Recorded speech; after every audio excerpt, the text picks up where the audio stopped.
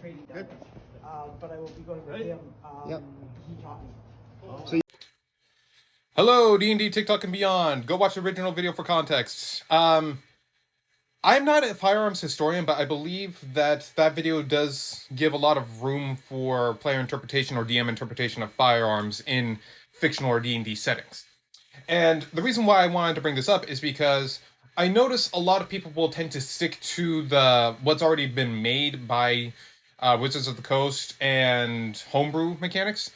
But the thing is that if you look at the historical development of firearms, there's a whole bunch of different possibilities that you can go with. For example, I've mentioned previously about the Gunstock War Club and how it was how Native Americans would rip the barrels off of rifles that no longer worked and just use the gunstock itself as a war club. And there's a whole bunch of different interpretations to different firearms throughout history that I think would work really well in fictional settings. For example, if you look up a wheel-lock pistol, you will find that in some cases, there's belief that it came before the flintlock. And I'm not a historical firearms expert. I recommend everyone doing their own research on that. But the reason why I bring this up is because there are some things in history that can inspire fictional settings better than you can if you just imagined it. Sometimes just looking at outside sources will give you amazing inspiration. For example, in that one, it was a simple pole with a lit fuse on a metal arm and with a barrel attached at the end of the pole.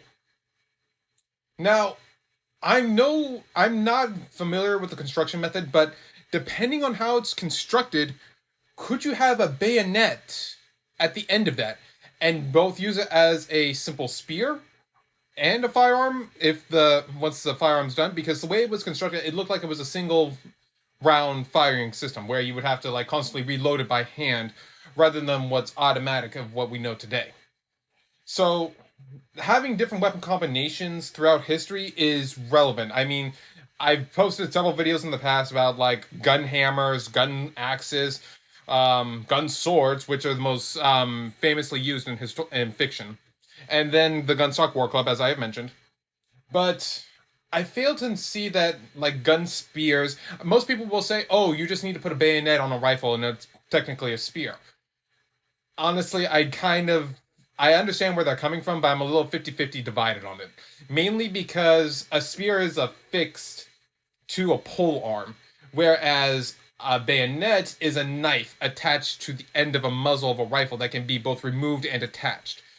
So it's for me, that's just it's an uneasy argument or uneasy topic of discussion.